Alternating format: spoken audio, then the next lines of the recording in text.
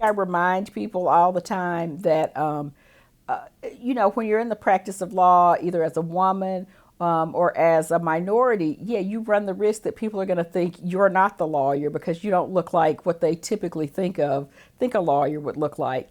And so you should be prepared for that.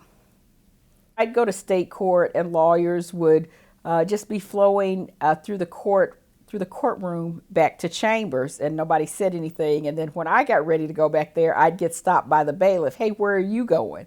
And I was like, well, I'm going back there with them. And well, are you a lawyer? Well, yes, I am. Otherwise I wouldn't be going back there. Likewise, one time I appeared in a courtroom with only my opposing counsel was in, and the bailiff asked, was I his client? So things like that. In that same case, we went back in chambers and we argued our motion, and I won the motion. And while I was writing up the order for the judge to sign, my opposing counsel and the judge, they just chatted about all kind of regular things. I get no conversation, and then on the way out, my opposing counsel says, "Well, the judge must have liked you better than me."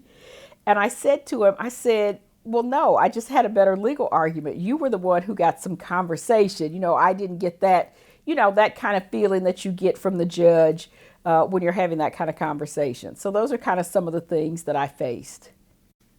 Mentorship is very important. You never know what impact you're going to have on people, what you can help people with.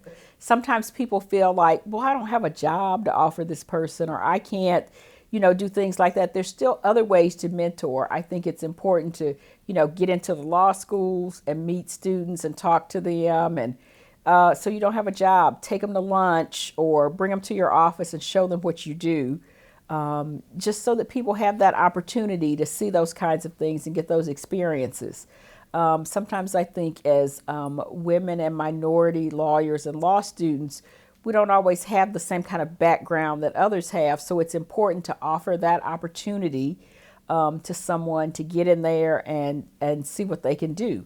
And I also like to remind people, and that's what sometimes you have to kind of think out of the box. What do I have to offer? You always have something to offer. I think students and fellows about what your path was, the importance of like sometimes doing informational interviews. Okay, so this person doesn't have a job for me, but let me go in and find out and hear their story, and maybe there's something from there that I can take and use in my own career and practice.